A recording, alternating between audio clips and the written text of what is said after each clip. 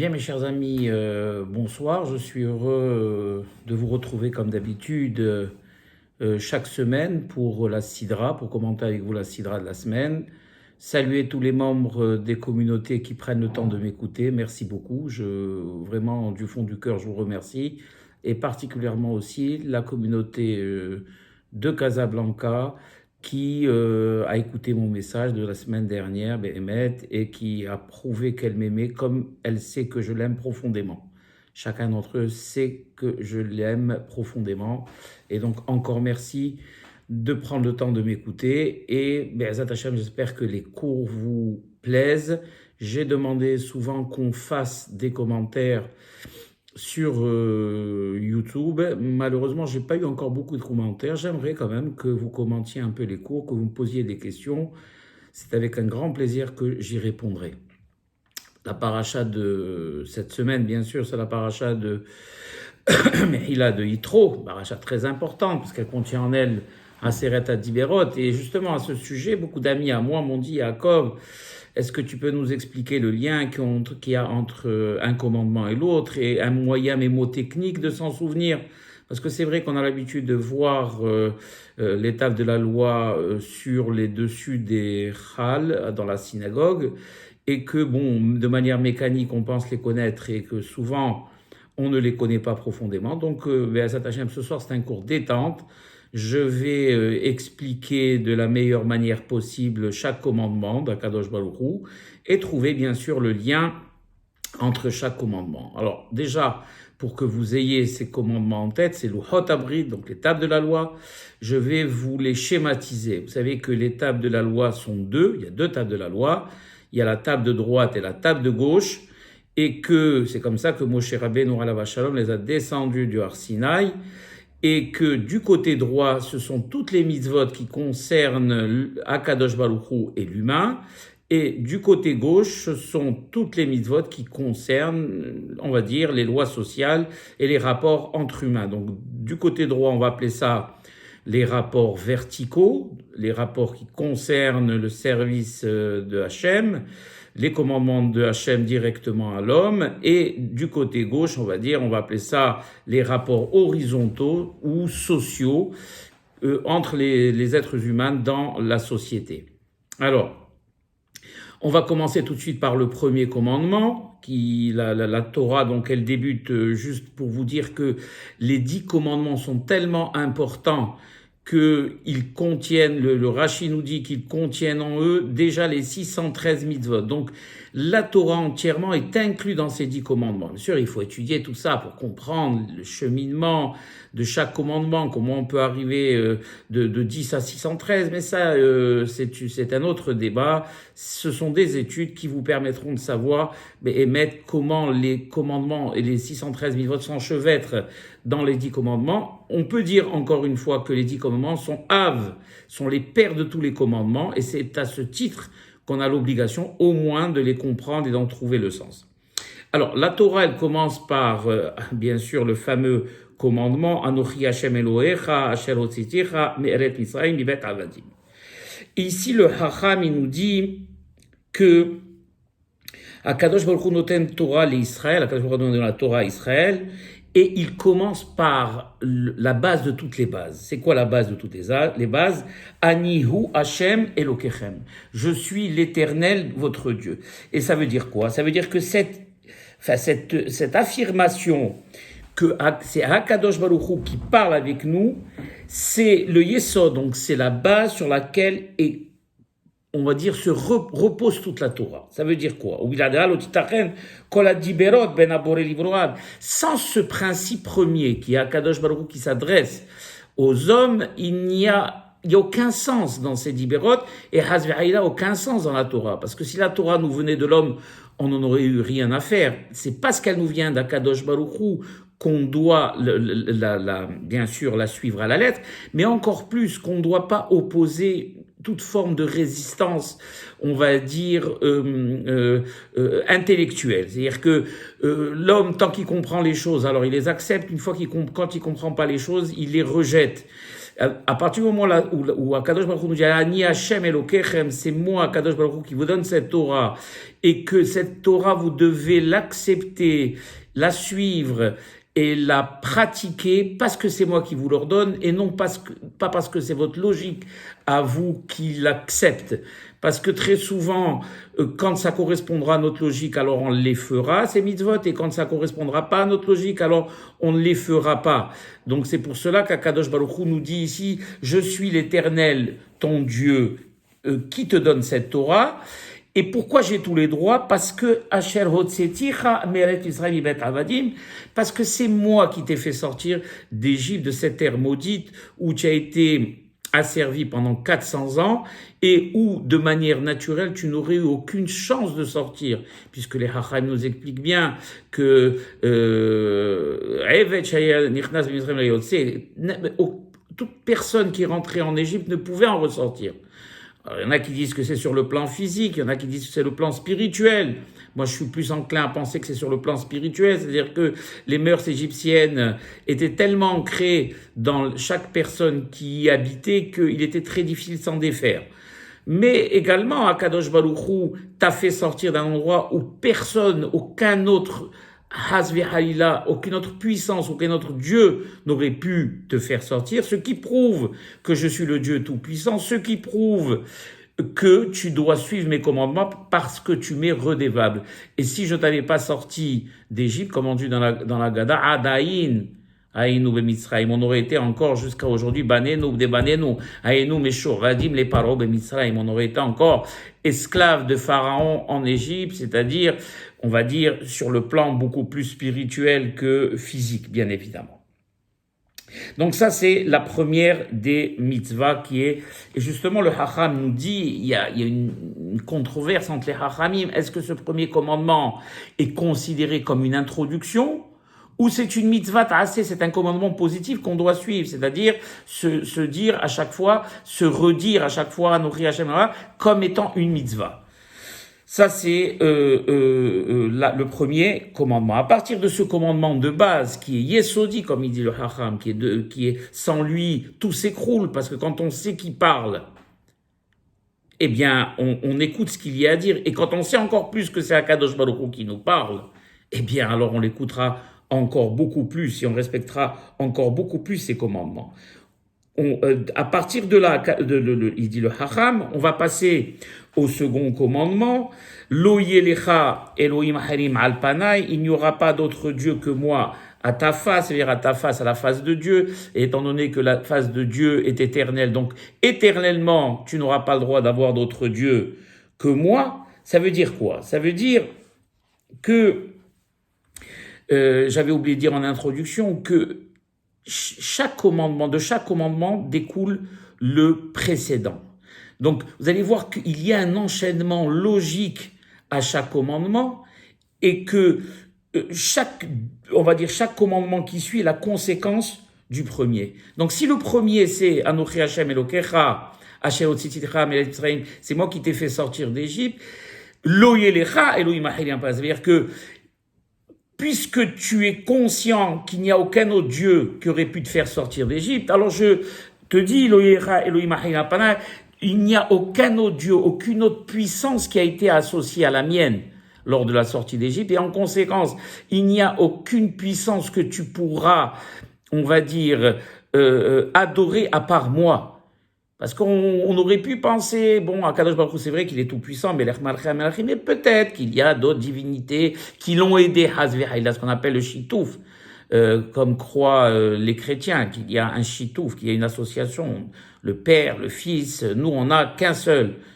Père, c'est Akadosh Baruch Hu. Même Moshe Rabbeinu, alav shalom, les Hachamim, il n'apparaît même pas dans la Haggadah. Et la question qu'on pose, comment le personnage central qui est Moshe, qui a fait sortir le peuple d'Israël d'Égypte, qui a une place prépondérante, comment se fait-il qu'il n'apparaît pas dans la Haggadah? Tout simplement parce que s'il était apparu dans la Haggadah, on aurait pu penser peut-être qu'il avait été même d'une petite aide, mais minime, et c'est lui qui a, on va dire secondé, qui vient que Dieu en préserve à Kadosh Baruch Hu, pour faire sortir le peuple d'Israël d'Égypte. La Haggadah vient nous dit non, tu vois, même Moshe Rabbeinu, qui est, on va dire, le prophète suprême qui a parlé face à face avec Akadosh Baruch Hu, même lui, il n'apparaît pas parce que le seul, on va dire, qui a été à l'origine de notre sortie d'Égypte, c'est Akadosh Baruch Hu. Et il n'y a aucun chitouf, il n'y a aucune association entre la toute-puissance d'Akadosh Baruch Hu et toute autre puissance qu'on pourrait imaginer exister. Donc ça, on comprend bien pourquoi ce deuxième commandement découle du premier. Le troisième commandement, quand on a compris les deux premiers commandements, alors on peut comprendre l'otissa etchem elokecha lashav. Et ça, on va s'arrêter juste un petit moment en lisant le pasouk. Qu'est-ce qu'il dit le pasouk? L'otissa etchem elokecha lashav. Ki loyena ke Hashem et Asher Issa et Shemo lashav.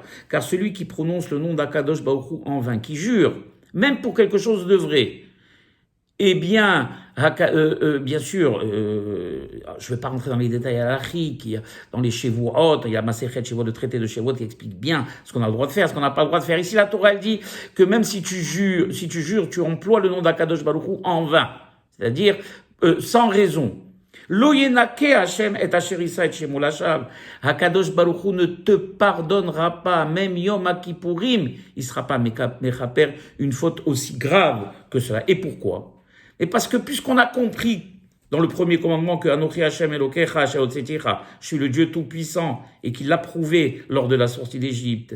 Lo yelecha, il n'y a aucune force qui peut être associée à moi. Quand on sait, on connaît la sainteté et l'infinie puissance de Hakadosh Baruch Hu, on ne peut pas utiliser son nom en vain.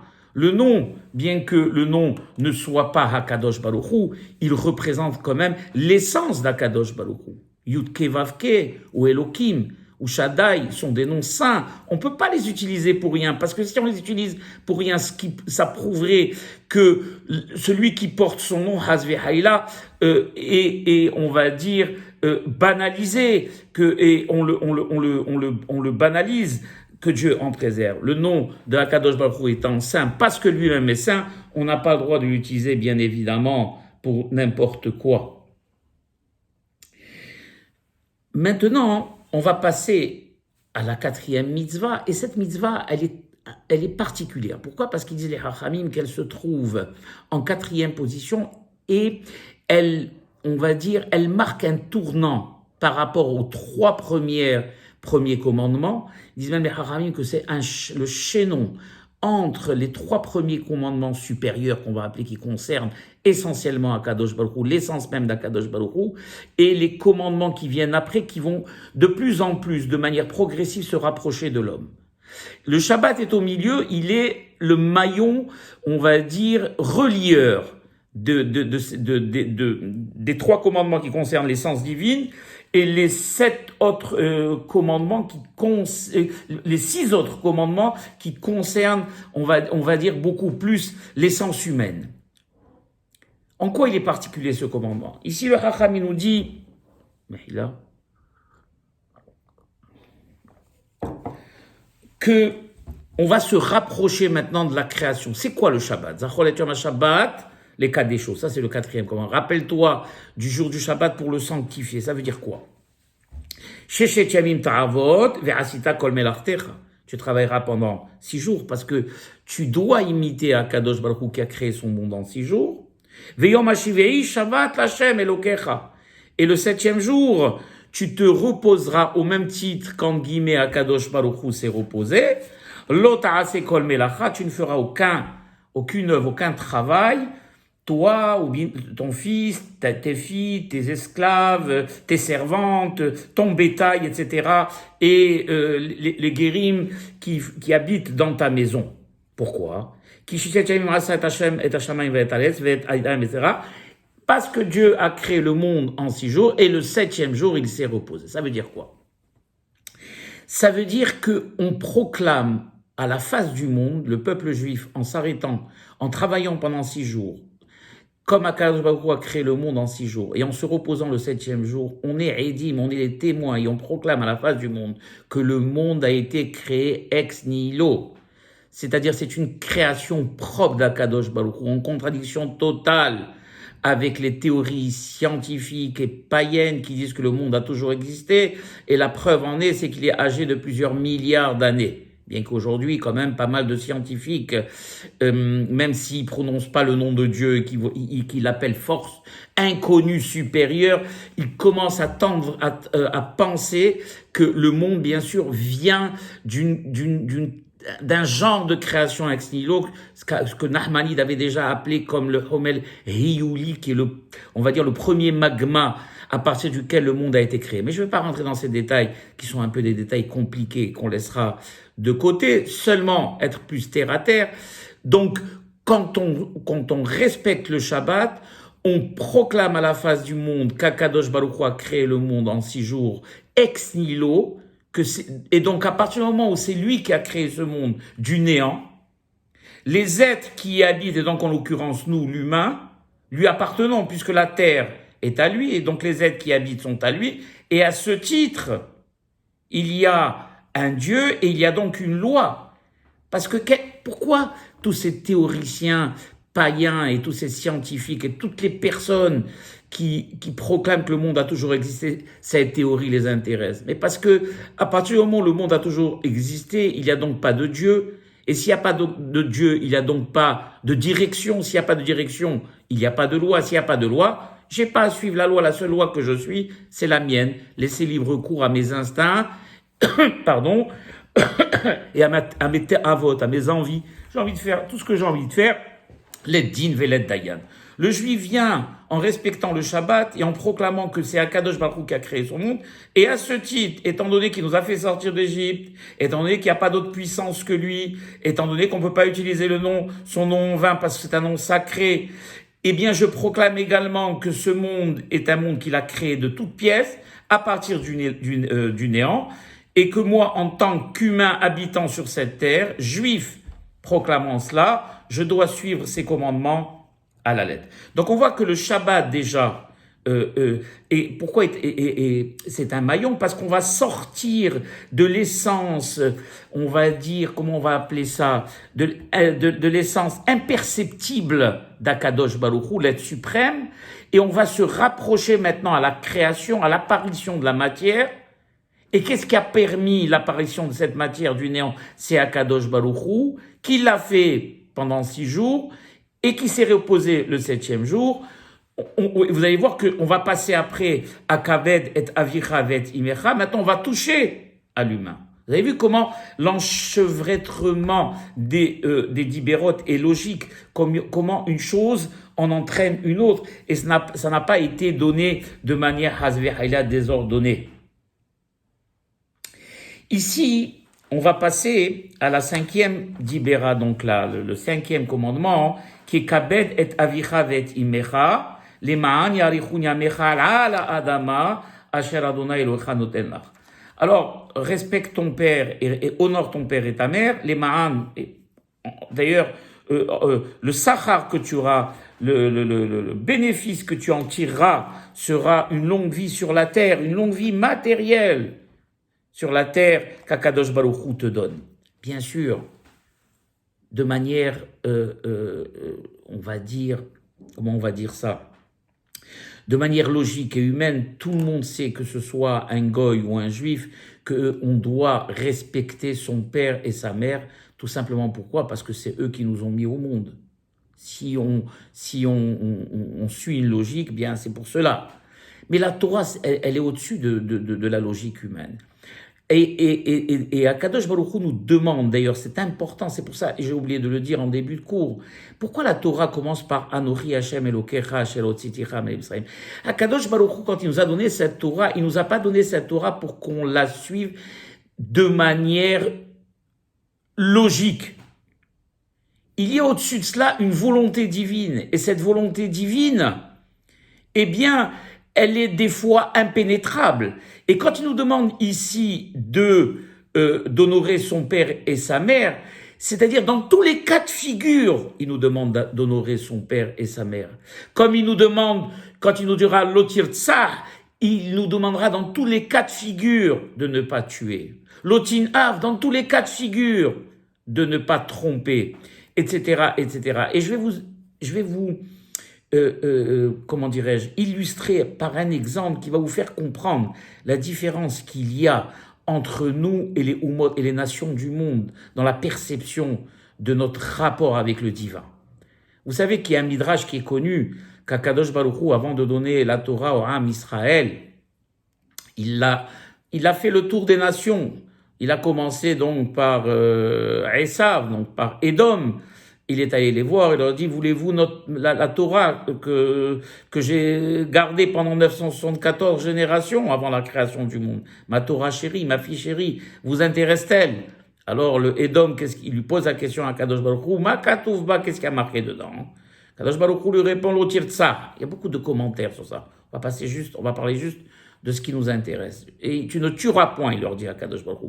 Alors Édom lui répond, ah non, non, non. Oh non, moi, l'autre ça, c'est pas possible parce qu'il y a marqué chez moi la beracha que m'a béni mon père, c'est al-harbe khatiyeh. C'est-à-dire que je ne vis que par l'épée et le crime et le meurtre font partie intégrante de mes mœurs, sont fondamentaux chez moi. Je peux pas me passer de ça, donc je refuse ta Torah. Akadosh Baruch Hu est allé chez les Ishmaélim. Et il leur a dit, voulez-vous ma Torah chérie? Alors les Ishmaélim lui ont dit, qu'est-ce qu'il y a marqué dans la Torah? Alors il leur a dit à Kadosh Baruch Hu, Lotignov, tu ne voleras point. Oh non, tu ne voleras point, c'est pas possible. On peut pas accepter parce qu'il y a marqué Yado Bakol, Viad Kolbo. Chez nous, on a notre spécialité à nous, c'est le vol. Tous les mœurs et toute nos traditions et toute notre société reposent sur le vol. On ne peut pas se passer du vol. Kadosh Baruch Hu est allé chez Ammon et Moab. Connaissez ces deux petites nations qui sont issus justement du rapport incestueux qu'a eu Lot avec ses filles. Il leur a dit, est-ce que vous voulez ma Torah chérie? Ces peuples-là lui ont répondu, qu'est-ce qu'il y a marqué dans la Torah? Lotin Av, tu ne fauteras pas sexuellement. Alors à cela ils ont répondu, comment on peut accepter une loi pareille puisque nous sommes issus justement d'un rapport incestueux, donc on ne veut pas de ta Torah. Les Haramim posent la question, ils disent, mais on n'arrive pas à comprendre. Et ça, donc Édom a refusé parce qu'il a marqué l'Otietsar. Ishmaël a refusé parce qu'il a marqué l'Otignov. Ammon et Moab parce qu'il a marqué l'Otinaf.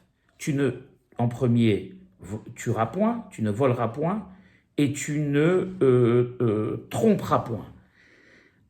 Ces nations qui ont refusé, les nations actuelles, occidentales, le monde dans lequel nous vivons, ces lois qu'ils ont refusées, ils l'ont inscrit eux-mêmes dans le code civil. En premier, il y a marqué « Tu ne tueras pas, celui qui tue aujourd'hui dans une société est mis en prison, celui qui vole également ». Jusqu'à il n'y a pas longtemps, peut-être quelques dizaines d'années, quand on attrapait quelqu'un en flagrant délit d'adultère, dans les terres musulmanes, c'est de toutes les façons il est su, on est tout de suite arrêté et mis en prison. Donc comment tu refuses des lois que tu inscris plus tard dans tes livres et que tes juges appliquent? Alors écoutez bien et vous allez comprendre. Ces nations répondent et disent, comme a dit Esav, le meurtre, c'est vrai que je vais l'interdire. Pourquoi je vais l'interdire? Parce que dans une société normale, on ne peut pas permettre le meurtre, autrement, il n'y a plus de vie possible. Comme dans une société normale, on ne peut pas permettre le vol, parce qu'il n'y aurait pas de vie possible, ou on ne peut pas permettre, en guillemets, l'adultère, parce que alors il y a plus de vie possible. Mais nous, on aime au fond de nous le meurtre, on aime, et il le prouve bien, on aime au fond de nous le vol, on aime au fond de nous la luxure. Si on ne la pratique pas, c'est parce que il est impossible pour avoir une vie normale dans une société de l'appliquer. Mais au fond de nous, on l'aime. Hakadosh Baruch Hu, quand il nous a donné les 10 bérot et il nous dit l'otirtsar, l'otinaf, l'otignov, il nous a pas seulement demandé de ne pas le faire malgré qu'au fond de nous on l'aime. Il nous a demandé de le faire et d'extirper en nous en même temps les mauvais instincts. Et que pour nous l'otirtsar, c'est réellement on exergue cette horreur qui est l'assassinat. L'otignov, on exergue, le juif doit exerguer, il doit extirper de lui ses instincts qui le poussent à voler ou qui le poussent à tromper.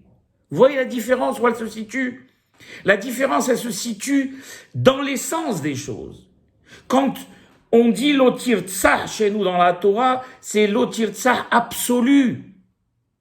C'est qu'il n'y a pas, on ne trouvera pas de circonstances atténuantes, à part si quelqu'un, comme elle dit la Torah, bat les orgecha, shkem les orgo, quelqu'un vient pour te tuer, ben bien sûr que tu es obligé de réagir et de le tuer. Mais vous le savez bien, tout ce qui concerne les lois de l'euthanasie, c'est très délicat chez nous dans la halacha. Et quand un individu, même s'il souffre chez nous, et qu'on le voit souffrir, on n'a pas le droit de le couper de l'incubateur. On n'a pas le droit de le débrancher. Parce qu'on sait combien de tikkunim il peut faire pendant ces minutes où il est encore vivant. Chaque respiration, il fait un tikkun. Dans les sociétés occidentales, ils vous diront c'est pas moral de le laisser comme ça. Mais nous, quand on dit lotir tsar, ce lotir tsar, mes frères et sœurs, c'est un lotir tsar absolu. Et quand on dit lotin af, c'est-à-dire que tu ne tromperas point tu n'iras point, tu n'auras pas de rapport avec la femme de ton prochain. C'est un lotin af absolu. C'est pas trouver des excuses. Mais vous savez, son mari là-bas, et il est méchant avec elle. Elle est venue se plaindre à moi. J'ai eu de la peine. Et finalement, je lui rends service à elle quand j'ai des rapports avec elle, adultères. La Torah, elle te dit, si vraiment cette femme a envie de toi, eh bien, qu'elle quitte et qu'elle divorce de son mari. Et si toi, tu es marié, tu divorces de ta femme et vous vous mariez. Et après, libre à vous de faire ce que vous avez envie de faire. Mais il n'y a pas, comment dirais-je, tu ne pourras pas faire ce que ta logique à toi te dicte, qui est en fait cette logique elle-même drivée et comment dirais-je, et poussé par ton yetzer et tes instincts à toi les plus bas. Quand on dit l'otignov chez nous, c'est de manière absolue l'otignov. Pas dire l'otignov, eh bien moi je suis pauvre, j'ai pas d'argent, j'ai pas de quoi nourrir mes enfants, lui il est riche, je le vole. Tu n'as pas le droit de voler même quelqu'un de riche. Mais j'ai pas volé beaucoup, j'ai volé qu'un petit peu. Il disait, din prutak et din mea, que tu voles 1 euro ou que tu en voles 1000, c'est exactement la même chose. Parce que de manière absolue, celui qui nous a ordonné de ne pas voler, de ne pas tuer, de ne pas tromper, c'est Akadosh Baruch Hu. Et c'est sa logique à lui qui s'impose. On continue. Donc quand il nous dit Akadosh Baruch Hu kabed et avicha ve'et imecha, pas seulement de manière logique, on doit respecter son père et sa mère, parce qu'ils nous ont mis au monde, mais parce que c'est Akadosh Baruch Hu qui nous l'a ordonné. Rappelez-vous bien de cette phrase, c'est parce qu'Akadosh Baruch Hu nous l'a ordonné. Et si maintenant des fois il y a des coïncidences avec la logique humaine, tant mieux, mais c'est pas la raison première. Là, Akadosh Baruch Hu, il veut qu'on respecte son père et sa mère. Tout simplement pourquoi? Parce que dans sa chorma, tunato en heker, qui est insondable, il a voulu créer l'humain. Dieu n'a besoin de rien. Il a Huraya, Hurove, Veuyeye. Les humains ne lui apportent rien. C'est-à-dire que dans l'essence même de son être, il est indépendant et totalement et complètement indépendant. Tout est contenu en lui. Et lui n'est contenu dans rien. Donc c'est dans son infinie bonté, l'introduction du Ramchal à la Shalom, qu'Akadosh Baruch Hu, il est bon de par nature. Et parce qu'il est bon, il a voulu créer des êtres qui vont être les réceptacles de sa bonté. C'est ce qu'il explique de manière brillante, le Ramchal, et on ne va pas s'étendre sur ça. Donc, si vous voulez, c'est Akadosh Baruch Hu, pour rendre service à l'humain, il a créé l'humain. Et il n'a pas besoin, lui, d'aide, mais il a voulu, dans son infinie bonté, avoir des associés. Ces associés vont, eux, participer à la création de l'homme. Comme ils disent les Hachamim, Shlosa Shutafim la Adam, il y a 3 associés pour l'homme. Hakadosh Baruch Hu qui donne la Neshama, Aviv et Imo. Chacun, le père donne, on le sait, tout ce qui est le loben, le blanc des yeux, les os, etc. Et la mère, elle donne tout ce qui est en rouge, qui est en rapport avec l'ovule, qui est rouge, tout ce qui est, on va dire, sang, tout ce qui est muscle, etc., etc. Il y a 3 associés. À ce titre, Hakadosh Baruch Hu, il te dit, voilà, dans mon infinie bonté, j'avais pas besoin d'eux au départ. D'ailleurs, Adam a été créé par moi directement. Mais j'ai voulu, dans mon infinie bonté, créer l'homme et faire en sorte qu'il soit lui-même issu de l'homme. Et donc, à ce titre, étant donné que le père et la mère sont mes associés, tu dois absolument respecter mes associés. Ils disent les Hachamim ici, Vishva hakatu kvod avaem lichvod hamakom. Et Akadosh Baruch Hu a été tellement loin qu'il a kivyachol mis de manière égalitaire le kavod qu'on lui doit ou kavod qu'on doit à son père et à sa mère. Donc, à contrario, Hazve Halila, si quelqu'un ne respecte pas son père et sa mère, c'est comme s'il ne respectait pas Akadosh Baruch Hu. Ish imo ve'aviv tira'u. Kavet et avicha vet imecha, yishva hakatu kvod Hashem lichvod haorim. Kadosh Baruch Hu, il a be'emet demandé de manière incontestable et de manière en disant que si on le respecte à lui, il faut absolument respecter les parents parce qu'ils sont ses associés. Et maintenant, donc on a fini, comme j'expliquais tout à l'heure, le côté droit, donc les 5 commandements qui correspondent au côté droit des Luchot. On va passer maintenant aux 5 commandements qui concernent le côté gauche des Luchot. Et en tête, ils disent les Hachamim, on va avoir 5 commandements maintenant qui ont été énumérés du plus dur au plus léger. On va comprendre pourquoi. Le premier commandement, bien sûr, pourquoi on l'appelle le plus dur, c'est parce que c'est l'otir tsar. Tu ne tueras point. Là, on va maintenant toucher à l'humain. Revenir un petit peu en arrière pour vous mettre tout ça dans la tête. Au départ, les 3 premiers commandements concernaient l'essence divine. Akadosh Baruch Hu birvodo atzmo. Au milieu, on a le Shabbat qui va maintenant nous faire apparaître la matière. En bas, on a Kaved et Avicha vet imecha. On a les humains, mais des humains un peu spéciaux qui sont les associés qui viachol d'Akadosh Baruch Hu.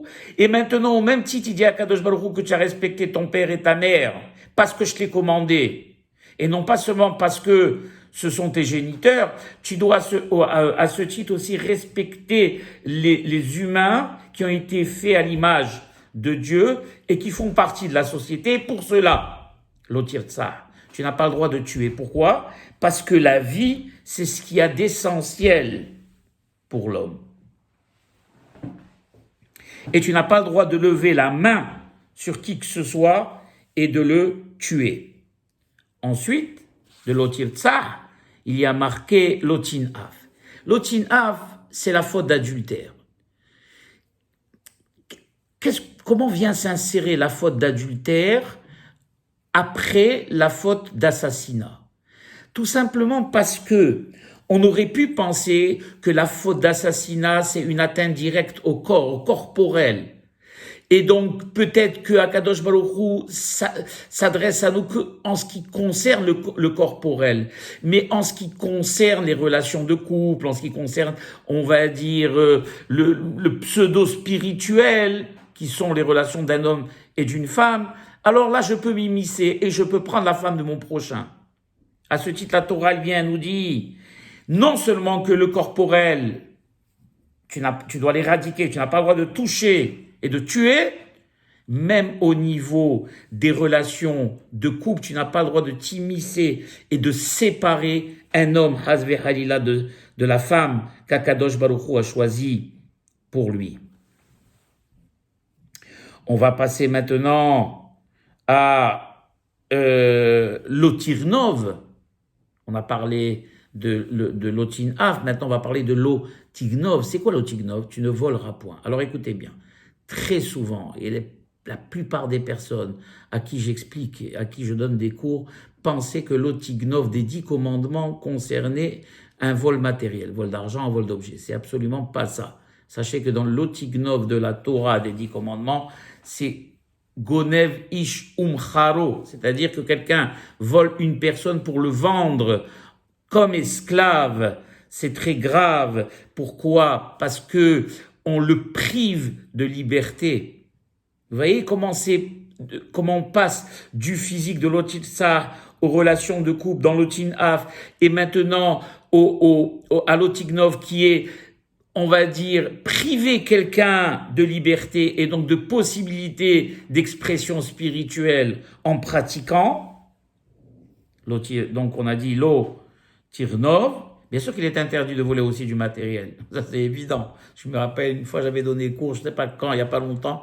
Et quand j'ai dit l'eau tirnov, c'est que tu n'as pas le droit de voler une personne pour la revendre. Alors, il y en a un qui m'a dit, donc, on a le droit de voler des objets. Regardez un peu la logique humaine. Toujours, le Yetzer, il va nous amener, il va trouver une fente, comme je l'ai dit dans mon cours précédent, pour s'y infiltrer. Mais bien évidemment, mes chers frères et sœurs, que l'otignov, c'est grave. Et c'est très grave de l'otignov. D'accord? Mais dans le cas qui nous occupe, donc des 10 commandements, l'otignov concerne un vol humain, voler une personne.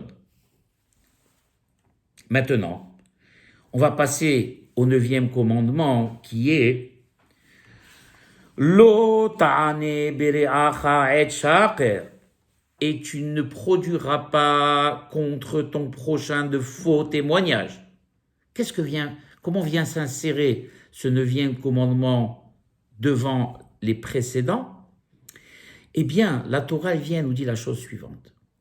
Tu aurais pu penser que Akadosh Baruch Hu t'empêche une atteinte directe au corps dans l'otirtsa, ou prendre la femme de ton prochain, ou l'otignov voler ton prochain, c'est-à-dire que Akadosh Baruch Hu t'aura empêché une atteinte directe, et que les atteintes de côté, comme on dit, traître celles de côté qui ne sont pas directes, alors peut-être que c'est permis. Asla Torah vient te dire, Lota'ane bera'acha et shaker, mon fils, même les atteintes indirectes telles que le fait de produire un faux témoignage contre ton prochain est strictement interdit et gravement puni. Et on arrive au dernier commandement qui est, à mon sens, un commandement que si on l'enfreint, on prouve qu'on n'a aucune, comment dirais-je, aucune émouna en Hakadosh Baruch Hu. C'est l'otahmod. Tu ne jalouseras point, tu ne convoiteras point ce qui appartient à ton prochain, ou sa femme, ou ses biens. Pourquoi les gens, la personne, c'est naturel chez l'homme, pourquoi la personne, elle convoite ce qui appartient à son prochain? Même si déjà il a beaucoup de choses lui-même, il est propriétaire lui-même de biens, et il convoitera malgré tout les biens de son prochain. Parce que l'esprit humain tordu pense toujours que ce qu'a le prochain, c'est ce qu'il t'a enlevé à toi. Et c'est ce qui normalement aurait dû t'appartenir. Qu'à chaque fois que quelqu'un, par exemple, réussit, la personne qui n'a pas de émouna pense que il lui fait de l'ombre. Et sa réussite à lui, eh bien, d'une certaine manière, réduit la sienne, ou les biens qu'il a, ou la femme qu'il a, s'il a une belle femme, une jolie femme, que cette femme peut-être aurait dû lui revenir, ou que ses biens eux-mêmes auraient dû lui revenir. C'est parce qu'il n'a rien compris du tout. Il n'a pas compris le fondement même du judaïsme qui est qu'Akadosh Baruch Hu donne à chacun ce dont il a besoin, comme je l'ai expliqué dans un de mes premiers cours. Il ne donnera pas plus ou pas moins de ce dont chaque personne a besoin pour la mission qui sera la sienne sur cette terre. Point barre. Et donc ça sert absolument à rien de convoiter la femme ou les biens de ton prochain, parce qu'ils ne te serviront à rien. Je crois que c'est le Rav Dessler qui donne cet exemple. Au même titre que ça ne sert à rien de voler les lunettes de ton prochain, parce qu'elles ne te serviront pas à lire. Eh bien, c'est exactement la même chose. Ça ne te servira à rien de convoiter, de vouloir les biens de ton prochain, parce qu'elles ne t'ont pas été destinées, tout simplement parce que pour la réalisation de ce qu'Akadosh Baruch Hu attend de toi, non seulement elles ne te serviront pas, mais elles te seront, comme ils disent les Haramim, les ro'et, c'est-à-dire en hébreu, elles te seront fatales et plutôt obstacles, et elles conduiront Hazve Haïla à ton échec. Donc on voit ici que l'Otahamod n'est pas un commandement anodin. Regardez déjà dans ce commandement combien de sous-commandements on trouve au niveau de la Emouna, au niveau de la Ba'alout, les dinim concernant l'appartenance, comment définir l'appartenance de quelque chose. Il y a beaucoup de dinim qui sont sous-jacents du din de lo tahmod. Maintenant qu'on a passé en revue les 10 commandements, je voudrais revenir quelques minutes au commandement du Shabbat, où je vous ai expliqué d'entrée que c'était un commandement qui était central. Et pourquoi c'est un commandement qui est central ? Tout simplement parce qu'il nous met en opposition avec toutes les théories scientifiques qui disent que le monde a toujours existé. Et sur quoi ils se reposent pour dire c'est scientifique que le monde a tout le temps existé? C'est parce que quand ils prennent une roche et qu'ils la passent au carbone 14 et qu'ils regardent la datation de cette roche, ils trouvent que cette roche est âgée de plusieurs milliards d'années, ou peut-être quand ils prennent les stries de certains arbres ou les stries, les strates du sous-sol, à partir de là, ils arrivent à définir l'âge, même des ossements. On arrive à définir l'âge de ces ossements ou de ces granites ou du sol ou des roches. Et ils disent, vous voyez, donc c'est en contradiction totale avec le judaïsme. Le judaïsme, il dit que le monde est créé depuis seulement 5780 ans. Voilà la preuve que nous, on vous prouve ici que le monde est âgé de plusieurs milliards d'années. Cela à quoi nous, les Juifs, on leur répond qu'il n'y a aucune contradiction entre ce qu'ils disent eux et ce qu'on dit nous. Il est peut-être vrai que le monde est âgé de plusieurs milliards d'années. Mais où est la contradiction? Y a-t-il un problème pour Akadosh Baruch Hu de créer il y a 5780 ans, le premier jour, un monde déjà âgé de plusieurs milliards d'années? Quand vous reprenez Bereshit, et qu'on parle du Etz Hadar, de l'arbre du bien et du mal, ou quand on parle de Adam Arishon, du premier homme, est-ce que on nous l'a présenté comme un fœtus, Adam? Non, il était déjà âgé de plus ou moins 20 ans. Et d'ailleurs, déjà, dans le premier pasouk, il y a l'apparition de Hava, de sa femme. Comment, donc, s'il avait été créé comme un homme normal est créé, il aurait dû attendre 20 ans pour pouvoir épouser. Or là, on voit que déjà, le jour de sa création, donc le 6e jour, il est déjà âgé de 20 ans. Donc Akadosh Baruch Hu l'a déjà créé âgé de 20 ans. Également ce Etz Hada'at, cet arbre du bien et du Tov Vera, du bien et du mal. Combien de temps faut-il pour un arbre? Des années pour pousser. Or là, on voit que déjà, le premier jour, Adam est venu et il a déjà mangé le fruit de cet arbre. Donc, Kadosh Baruch Hu a déjà créé un monde âgé de plusieurs milliards d'années. Donc, il n'y a aucun problème pour nous. Il est donc âgé de plusieurs milliards d'années et dedans, d'accord, il y a bien sûr contenu nos 5780 ans, sans aucun problème. Où est la contradiction? Pour un juif, quand il est méride, il témoigne en travaillant 6 jours et en se reposant le 7e jour, qu'Akadosh Baruch Hu est le créateur. Pourquoi Kishéchet Yamim? Quand on fait le Shabbat, on dit Kishéchet, parce qu'Akadosh Baruch Hu a créé le monde en 6 jours. Ce qui interpelle aussi tous les scientifiques, c'est comment un monde aussi complexe a été créé en 6 jours seulement. Alors que rien que pour créer une montre de marque, un horloger peut passer des dizaines et des dizaines de jours.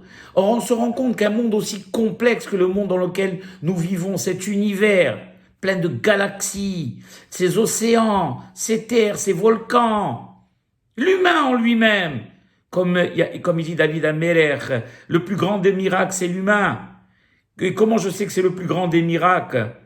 Mi psari eheze loka, à partir de moi-même, de cette extrême complexité de ma biologie à moi, qui est insondable, je peux me rendre compte de la toute-puissance, de l'infinie puissance d'Akadosh Baruch Hu. D'accord? Vous pourrez poser la question à n'importe quel scientifique et il vous dira, et le plus grand des médecins, les plus grands neurologues vous diront qu'ils ne connaissent même pas 1% ou 2% du cerveau. Vous vous rendez compte? Hein? Et qu'aujourd'hui, combien, regardez, on parle du virus Corona, il y a eu plein de virus avant. Regardez un peu, c'est la panique totale. Personne ne sait comment le stopper. Un virus, vous vous rendez compte? Et on ne dit pas que c'est quelque chose de facile. C'est ce qui prouve encore plus la toute-puissance et la complexité de la création. Et donc c'est à cela que disent les scientifiques. Voilà ce qui prouve que le monde il n'est pas né ex nihilo, parce qu'il est impossible de créer un monde aussi complexe en 6 jours. À cela, nous, on répond, quel est le problème pour Akadosh Baruch Hu de créer un monde en 6 jours? Il n'y a aucun problème. Bishlama, pour un être humain qui est limité lui-même par la matière. Et alors, s'il y avait les outils possibles, et si possiblement il avait pu créer un monde, il aurait fallu possiblement des milliards d'années, s'il y était arrivé. Mais pour Akadosh Baruch Hu, quel est le problème? Et je vais conclure en allant même plus loin. Vous savez, les Hachamim, ils vont même plus loin. Et ils disent la chose suivante. Ils disent dans la Mishnah de Avot, Be'asara ma'amarot nivraha olam, le monde a été créé en 10 paroles. Vahalo be'ma'amar he'ad haya yacholi barot. Et pourquoi 10 paroles? En une seule parole, il aurait pu être créé ce monde. Qu'est-ce qu'ils veulent dire par là, les Hachamim? Bien sûr, on sait pourquoi. Pourquoi Akadosh Baruch Hu a créé un monde aussi complexe en 10 paroles? C'est pour punir les impies qui détériorent ce monde qui a été créé en 10 paroles. Donc plus le monde est complexe, plus nous on le détériore et plus on sera puni en conséquence. Mais ce que les Hachamim veulent nous dire, c'est quoi aussi? C'est-à-dire que même pour Akadosh Baruch Hu, même 10 paroles, c'est beaucoup. Qu'une seule parole aurait suffi. C'est-à-dire que Akadosh Baruch Hu aurait pu créer le monde en 100 millième de seconde. Et alors, la question à 1 million, c'est quoi? C'est pourquoi donc ne l'a-t-il pas créé en une fraction de seconde, ce monde-là? Alors à cela, la réponse, elle vient d'elle-même. Vous savez qu'on a institué une semaine de 7 jours. On travaille pendant 6 jours pour se reposer le 7e jour. On a le temps pendant les 6 jours de préparer le Shabbat, de nous organiser, de gagner notre vie. Vous imaginez si Akadosh Baruch Hu avait créé le monde en une fraction de seconde, comment on aurait pu s'organiser pour ce merveilleux Shabbat? Voilà mes chers amis, j'espère que ce cours vous a plu et j'espère qu'on se reverra Be'ezat Hashem très vite.